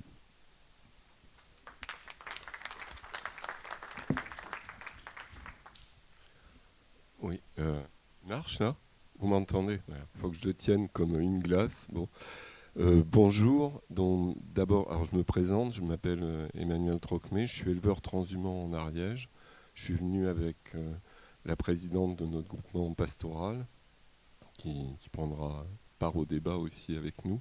Alors tout d'abord, merci de nous accueillir puisqu'on vous nous avez invités et vous nous avez invités par le film qu'on est venu avec lequel on est venu discuter jeudi soir, Le goût de la réglisse. Donc je suis éleveur transhumant depuis peu et avant, enfin je suis quand même berger depuis l'âge de 6 ans, j'en ai 62, je garde en Ariège malgré mon accent pointu depuis l'âge de 22 ans sur le Haut-Salat dans le Couserans. Alors déjà nous on venait avec Gisèle pour établir un lien fort avec vous. C'est pour ça qu'on est venu 2 fois, il a fallu qu'on reparte dans les bergeries jeudi soir dans la nuit parce qu'on a l'agnelage et on est revenu ce matin, voilà. On veut d'abord, la première chose c'est établir un lien fort avec vous parce que nous vivons ce problème de prédation qui s'amplifie d'année en année depuis 1996. Ils ont lâché quelques ours, on va faire une bataille de chiffres, on est à plus de 70 ours annoncés officiellement, alors qu'on sait qu'il y en a plus. Et nous, ils sont concentrés sur le territoire où nous sommes, où nous vivons. On pense qu'il y en a plus d'une 50aine. Des élus ariégeois sont allés rencontrer il y a quelques jours le ministre de l'Agriculture. Ils ont annoncé qu'on avait, nous ne le savions pas, en fait on a un ours tous les 3 km². Voilà, pour vous situer un peu la problématique. Et c'est très concentré sur la zone où on transhume. Alors nous on vient donc d'abord pour établir du lien. La deuxième chose qui nous motive, c'est d'essayer de quand même trouver des solutions. Donc pour nous, on n'entame jamais le débat et on ne veut jamais avoir le débat sur pour ou contre les grands prédateurs. Mais on veut quand même qu'on fasse attention à l'emploi des termes, c'est-à-dire qu'on est face à des grands prédateurs. Voilà. Donc on ne veut pas aller sur un terrain pour ou contre, sur un terrain polémique. La seule chose qu'on peut vous dire, et c'est pour ça qu'il faut qu'on échange avec vous et qu'on essaye aussi de vous dire ce qui a marché, ce qui n'a pas marché. On met en place les mesures de protection, que ça soit gardiennage. Enfin, pour moi, le gardiennage, ce n'est pas une mesure de protection, hein, parce qu'on a toujours gardé les brebis. On met en place les parcs de nuit et les chiens de protection. Sur les chiens de protection, on ne va pas continuer le débat. On pourrait à table. Moi, j'ai une meute de presque une dizaine de chiens de protection, des montagnes, des Pyrénées. Bon, voilà, donc je peux en parler longuement, j'en ai depuis 20 ans. On ne peut pas mettre des chiens quand même. Si vous voulez, les mesures de protection, il faut savoir scientifiquement qu'on ne peut pas les décréter d'un bureau sans pratique. Il y a des endroits, nous, dans des estives, si vous voulez, il faut regarder le territoire, le relief, le climat et les méthodes de garde. Si pendant des années, il y a eu des méthodes de garde, nous, dans le Couserans, en escabote, c'est pas qu'on négligeait les bêtes, c'était qu'il faut absolument garder comme ça pour bien utiliser le territoire, puisqu'on a un élevage extensif à l'herbe, et on y tient, que le relief est très difficile, et que tenir des troupes importantes sur des reliefs très difficiles, on met les bêtes en danger. Donc il y a certaines estives où on a une forte concentration d'ursidés, et on ne peut pas mettre de chiens de protection, parce que les chiens risquent de nous faire, on va dire en patois, embaousser, dérocher les bêtes. Et ça, on ne peut pas les mettre partout. Voilà, ça c'est une chose. Donc il y a des limites aux mesures de protection. La deuxième limite, mais là, nous on est là pas pour dire, pas pour faire du dogmatisme. La limite qu'on voit, nous, comme ça s'est vu dans les Alpes, c'est que le grand prédateur s'adapte. Alors je vais vous donner un exemple. Moi j'ai mis en place une meute sur conseil d'un ami à nous, Laurent Garde, co-directeur du CERPAM, docteur en écologie. CERPAM, c'est le centre du pastoralisme des Alpes du Sud. Il m'a dit, parce qu'il y a quelques années, j'ai eu des passages de loups sur mon exploitation. Donc j'ai mis en place, j'avais déjà des patous, mais j'ai mis en place une meute.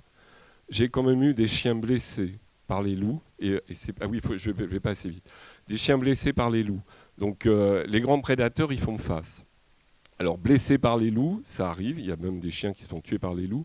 Nous, actuellement, dans ce qu'on vit dans les montagnes, on a les chiens qui se font tuer par les ours.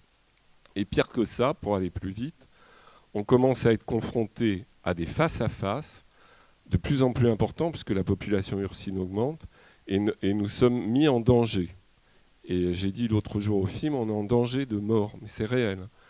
Et preuve en est, un chasseur, donc, en décembre dernier, sur la zone où nous sommes, nous, a été blessé par une ours. Et heureusement qu'il avait un fusil, il s'est défendu, il a tué l'ours. Il faut savoir que la réponse quand même qu'il a eue, c'est que cet homme qui est... j'ai malheureusement pas pris ces nouvelles récemment, mais quand même a failli mourir et a été bien handicapé. Il a été mis en garde à vue, vous voyez, quand vous parliez des réponses de l'État. Alors sans polémiquer, effectivement, il faut qu'on réfléchisse tous ensemble avec vous sur l'ensemble des massifs pyrénéens et alpins à la mise en place de solutions. Et j'ai beaucoup apprécié ce qui se dit là, parce que actuellement, nous, on a interdiction de se défendre. On a même pu, on nous a retiré l'effarouchement. On ne peut même plus effaroucher les ours. Et c'était une mesure vraiment pas très efficace, mais au moins qui avait le mérite d'exister. Et là, on est en danger de mort et on n'a pas de solution. Donc si on peut co-construire avec vous des solutions, eh bien, on est preneur.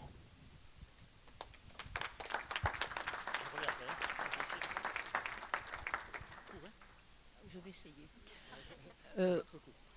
Je fais comme je peux.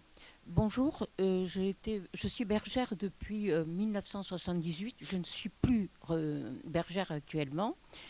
J'ai commencé ma carrière en Béarn, en vallée d'Ossau, où à l'époque il y avait encore une douzaine d'ours.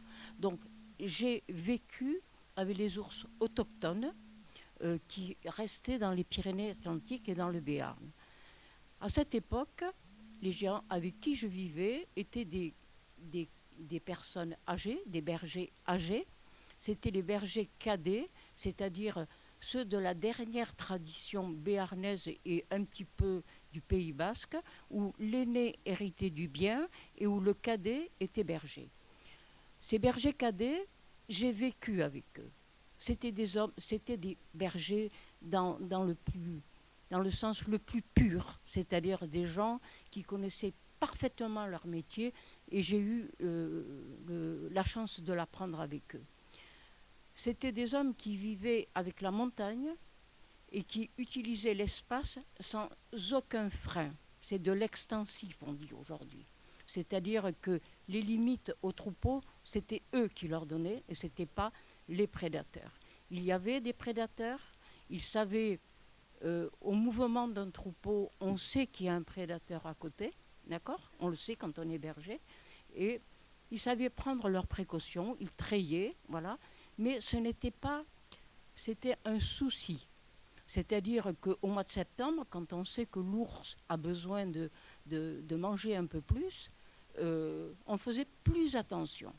Mais l'homme restait libre, et dans son libre arbitre.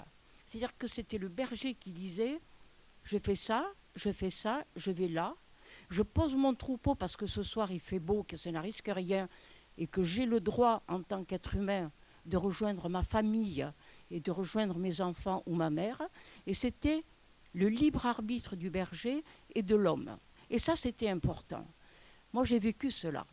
En 2000 est arrivé sur le Béarn le premier ours qui était soi-disant issu de la réintroduction de Slovénie.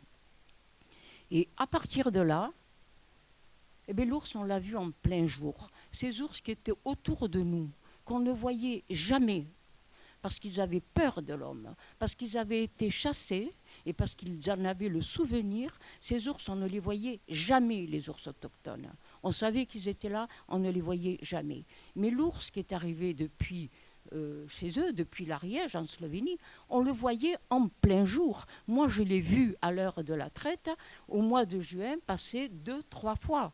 Mes petits-enfants à l'époque, parce que je suis une grand-mère et que je suis une personne âgée, jouaient 8 jours auparavant au même endroit. Et donc là, on a eu peur. On a eu la crainte de ces ours qui n'avaient pas la crainte de l'homme. Et la réciprocité, elle est là. L'ours ne peut vivre à côté de l'homme que s'il a peur de l'homme. S'il n'a plus peur de l'homme, on ne peut plus vivre à côté de lui. On a vécu en 2000 avec cet ours qui passait. Et en 2018, on est venu par hélicoptère, donc, venu nous poser des ours. Ils sont exactement à 20 minutes de la cabane où mon fils est berger, où je ne suis pas bergère parce que je ne travaille plus, mais où je garde les brebis encore. Et les agnelles et les troupeaux d'agnelles au mois de juin, ou les tardives en fin de saison. Ce n'est plus du tout la même vie. Ça n'a plus rien à voir.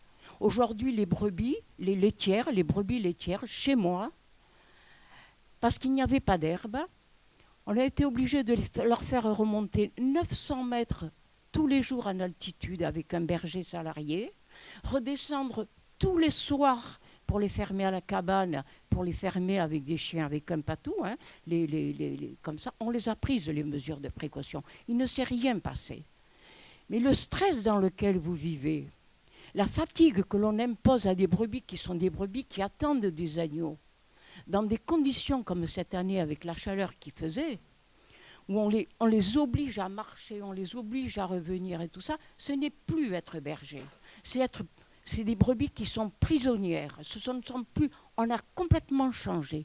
Et les brebis qui, chez nous, il y a 40 ans, savaient revenir tous les soirs à la cabane en tenant leur parcours et qui savaient parfaitement exploiter leur territoire, aujourd'hui, elles sont elles-mêmes en train de perdre leur savoir-faire.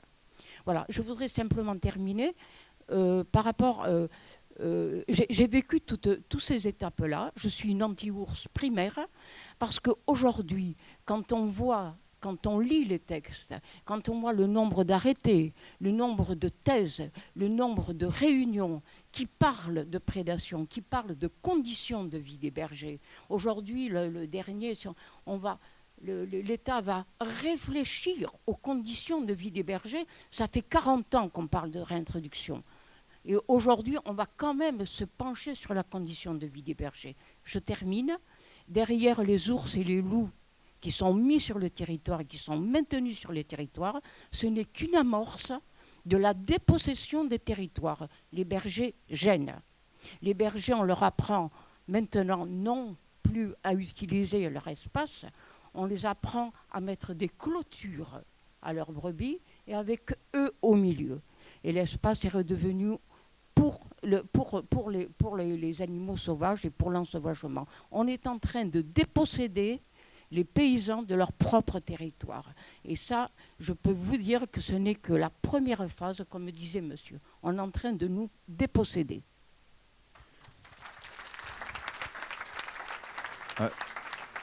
Il va nous rester, alors là, moi je dis rien, mais je suis là pour rappeler le temps. Il nous reste un quart d'heure à tout péter. Donc, s'il vous plaît, non mais le débat, le sujet est très intéressant, et évidemment, et j'ai été maladroit en disant soyez intéressant, c'est intéressant. Mais par contre, essayez, si vous avez des questions, qu'elles soient brèves, si vous avez des interventions, invitez celles et ceux qui sont intéressés à poursuivre ensuite autour d'un verre, parce qu'il va falloir qu'on conclue, on a aussi un timing à tenir. Je suis désolé de jouer ce rôle, mais c'est le mien, donc soyez bref, merci beaucoup. Je vais laisser la parole à Nicolas qui souhaitait réagir sur ce qui a été dit. Merci pour cette intervention. Je crois que les deux interventions précédentes montrent qu'effectivement il y a cette histoire de réciprocité, hein, où si les animaux perdent... Il y a cette idée, on va dire, dans les mouvements de protection des prédateurs, que naturellement les loups ou les ours ont peur de l'humain. Les loups et les ours n'ont pas peur de l'humain naturellement. Un loup peut mettre un humain par terre sans problème, un ours pareil. Cette peur, elle a été apprise au cours des siècles, et ils peuvent la désapprendre très, très rapidement. Sur les questions du réensauvagement, effectivement, on est sur des phénomènes de réensauvagement, on est sur des politiques de réensauvagement qui se mettent en place et qui sont arrivées aussi par la déprise agricole, et il y a un certain nombre de mouvements qui se jettent sur ces phénomènes de déprise agricole en disant c'est l'opportunité de retrouver des territoires du sauvage. C'est une question qui sera discutée dans quelques jours aux Journées de la Confédération paysanne. Mais effectivement, c'est un modèle de vision de l'usage des terres où on va vers une intensification de l'agriculture, une urbanisation, et tous les territoires, on va dire, les moins productifs vont avoir vocation à devenir des zones sauvages, des parcs protégés, etc. Voilà, c'est un mode de vie qui cherche à se débarrasser du monde paysan, en le disant ou sans le dire. Mais c'est des phénomènes qui sont effectivement existants, avec des projets à l'échelle européenne, et sur lesquels il y a vraiment des questions à se poser. Gisèle Goisé, donc éleveuse dans l'Ariège et présidente de groupement pastoral. Donc la réunion est très intéressante. Moi, ce que j'ai à vous communiquer, disons, c'est notre expérience, parce qu'on vit des moments dramatiques. Pour faire court, en 2017, on a eu un dérochement de 209 brebis. Ils ont trouvé une brebis prédatée. On a mis en place des parcs de nuit depuis. On a mis en place des cabanes d'urgence pour essayer à ce que les bergers soient le plus près possible du troupeau pour dormir la nuit.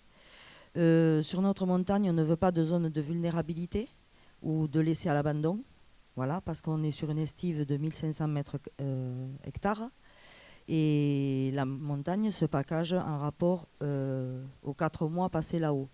Donc on prend les étapes de la pousse de l'herbe au fur et à mesure, et on revient dans l'autre sens, parce qu'on pratique de l'élevage, non pas laitier, mais de viande. Et on monte des brebis et des vaches. Donc nous avons eu beaucoup de prédations, même sur les bovins, qui sont très durs à pouvoir se faire indemniser, ne serait-ce, parce que sur le gros bétail, il faut savoir qu'ils ne veulent pratiquement pas donner d'indemnisation, parce que de toute façon, l'ours l'a fait tomber, ou les chevaux, c'est pareil. Donc il y a beaucoup de bêtes, même cette année, qui ne vont pas être indemnisées dans le gros bétail, en tant que bovins et équins. Donc c'est quand même des pertes en numéraire, parce que tout ce que l'on monte, c'est pour la reproduction, c'est pas spécialement pour la vente. Moi, je suis arrivée à falloir monter près de 100 agnelles pour compenser sur les pertes, pour ne pas falloir acheter de brebis qui sont habituées sur mon exploitation et sur notre montagne, parce que ça va faire presque 50 ans que notre bétail monte génération après génération sur cette estive. Donc c'est quand même terrible, parce qu'il y a un manque à gagner à un moment donné. On essaie tous les moyens, parce que dans l'Ariège, quand il faut savoir qu'on est aidé par la fédération pastorale, donc ça veut dire qu'il y a quand même 90 voire 100 bergers sur les estives, donc ce sont des estives gardées. Beaucoup de touristes ne voient pas de bergers, elles ne sont pas gardées, non, c'est faux. Le berger il y est, il peut vous voir, mais vous ne le verrez pas, voilà, parce qu'il laisse manger ses brebis. Comme l'a dit Emmanuel, le truc c'est que nous, les chiens patous, on en a sur l'exploitation, mais on évite de les monter sur les estives parce que nous sommes en terrain très escarpé. Si le patou traverse le troupeau parce qu'il y a un touriste qui arrive, c'est possible qu'on ait des pertes de dérochement. Voilà. Donc ça veut dire, et je voulais en revenir au niveau de la PAC pour conclure, en 2017, un dérochement, on est tous tombés à moitié troupeau, on a descendu 450 bêtes sur 850 montées. On est 6 éleveurs, des petits transhumants de 100 brebis, certains, des jeunes qui venaient de s'installer. Il a fallu que je me batte, justement pour ne pas avoir de coups de ciseaux au niveau de la PAC, parce que l'année elle est longue, et c'est grave parce que quand on a de gros impacts sur les estives en rapport à la prédation, nous on a 5 étages dans l'administratif qui est touché, autant sur le coût des prédations, autant sur la vente des agneaux, autant sur le fait des bêtes primées, qu'il faut qu'ils restent toute l'année sur l'exploitation normalement, autrement on a des coups de ciseaux. On a des coups de ciseaux, et cela il nous coûte le plus cher aussi, c'est au niveau des cotisations sociales, parce que les bêtes prédatées qui sont indemnisées, on est obligé de rentrer cet argent dans le bénéfice comme si on les avait vendues. Donc ça nous fait augmenter les cotisations sociales, et ça c'est très grave parce que c'est une assiette sur 3 ans, et pendant 2 ans après on va payer plus que ce que l'on va en vendre. Donc ça veut dire que le dérochement de 2017, moi je n'ai pu vendre que les agneaux qui étaient nés depuis, et depuis 2020 j'ai pu vendre quelques brebis à l'automne. Autrement, jusque-là, j'ai été obligée de garder toutes les mères que je descendais, et que normalement certaines étaient dédiées à la vente. C'est pour ça que le manque à gagner aussi est le fait que je garde pratiquement 40 agnelles de plus que ce que je devrais garder, parce que pour équilibrer le troupeau en rapport au déboire de la montagne. C'est pour ça quand vous dites on change de montagne, les bêtes il faut qu'elles s'adaptent au terrain, et en plus avoir des prédateurs. Moi je vous souhaite beaucoup de courage, parce que depuis 2005 que nous subissons des prédations autant sur les bovins comme sur les ovins, on n'a plus ni de vie privée ni de vie normale. Dès qu'on voit des copains, des amis, on ne sait parler que de cette problématique, et ça c'est grave. C'est pour ça qu'on est en train avec la MSA de faire reconnaître le mal-être et tout ce qui s'ensuit. Parce qu'au niveau d'une prédation, quand vous voyez un jeune qui monte 100 brebis, qui n'en descend que 50, moi je dis, la corde, elle n'est pas loin. Voilà.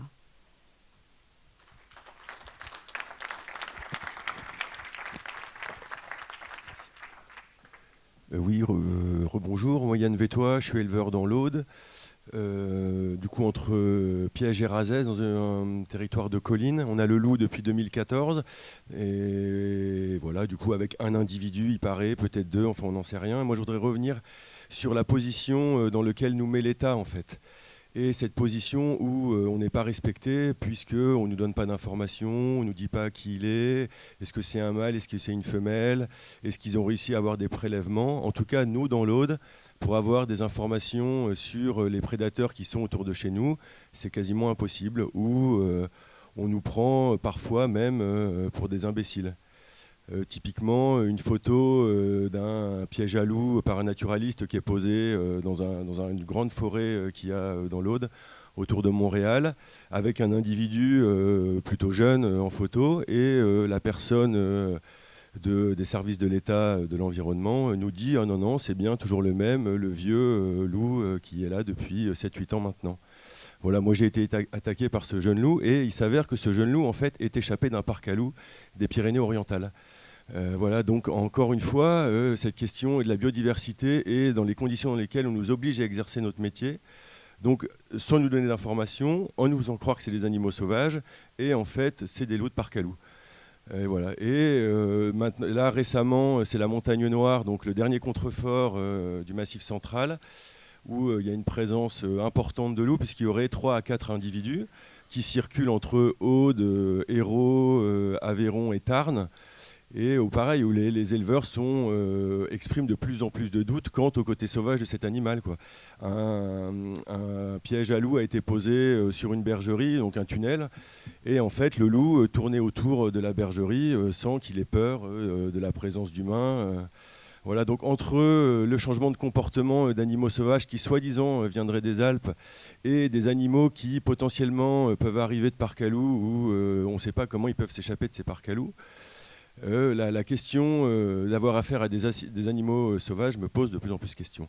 Voilà. Et je crois que l'État, en nous maintenant dans cette position-là, en effet, crée de la colère, de la rancœur, et va rendre la question dans les territoires de plus en plus difficile à traiter. Merci.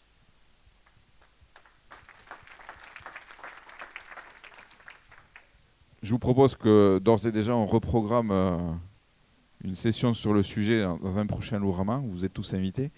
Et pour conclure, je vous propose qu'on laisse la parole 1, 2, 3 minutes à chacun s'il souhaite dire un mot de conclusion. Qui veut se lancer? Il n'y a pas de... Nicolas. Non, du coup, peut-être je ne fais pas forcément de conclusion sur le sujet, parce que c'est un sujet qui serait vraiment très difficile à conclure. Juste peut-être sur la dernière intervention, effectivement, on est de plus en plus surpris par les comportements des loups, mais c'est un loup qui tourne autour d'une bergerie, c'est pas forcément signe d'un loup qui a vécu une vie en parc, hein. C'est quelque chose qu'on retrouve régulièrement dans l'histoire. Donc effectivement, on a des loups qui potentiellement ont de moins en moins peur parce qu'ils ne sont pas confrontés à des dangers réels de la part des humains. Et c'est la même chose pour les ours. Disons que c'est à partir du moment où des animaux sauvages montrent des comportements comme cela, c'est là qu'il faut se poser la question d'éliminer ces individus qui potentiellement peuvent par la suite représenter un danger.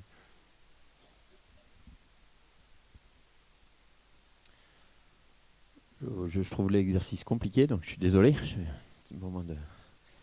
Juste moi, ce que j'avais envie de redire, c'est... je crois que la problématique de la PAC, c'est quelque chose de très important. En tout cas, moi, individuellement, c'est là-dessus, individuellement, syndicalement, c'est là-dessus que je mène mon cheval de bataille. Et juste, ce que j'aurais tendance à dire, c'est... le problème, il est global, hein, pas que dans les montagnes, mais que... Un des enjeux, un des objectifs pour moi, c'est la réintroduction des paysans dans les campagnes et dans les montagnes.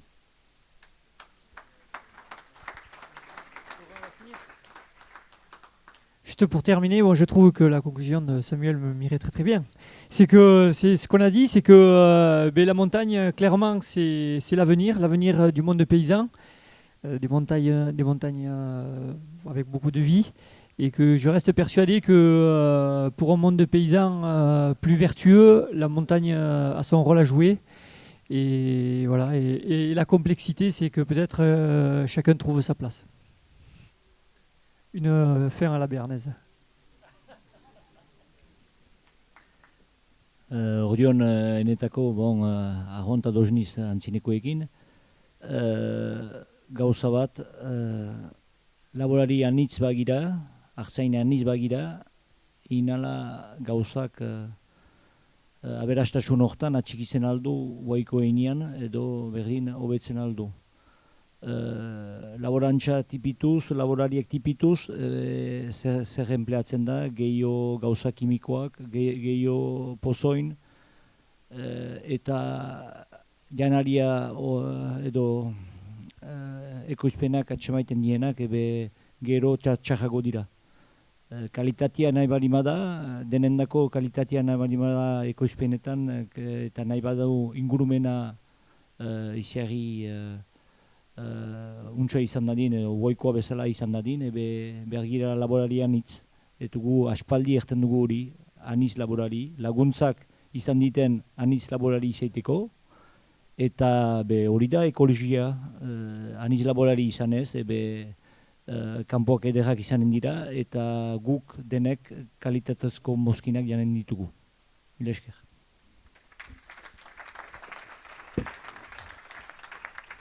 Bon, merci beaucoup pour ces conclusions plutôt optimistes. Merci beaucoup à toutes et tous pour la pertinence et l'intensité de vos témoignages et questions. Et je souhaite aussi remercier le travail d'Antion, là, dans l'ombre, qui fait un travail de traduction remarquable en français et en euskara. Et avant de laisser la parole à Iker, n'oubliez pas c'est très utile pour avoir la traduction, mais esthétiquement c'est pas du plus grand, c'est pas top. Donc n'hésitez pas, surtout n'oubliez pas de les rendre à Popol au fond là-bas. Voilà, merci beaucoup et bon Lurama à toutes et à tous. Ara, eta finitzeko, mil esker, hain beste jende unat bildurik, aperitifaren tenorea da, eta jakin zazue goxe balin baziztetaz bauzie txartelik, bada eta xefen bazkaria, mundu guzian aipatua den bazkari hori, badia leku batzuk, nahi baitu ze hartu txartelak, posebe da horrein dikan. Ara, apetitu hon.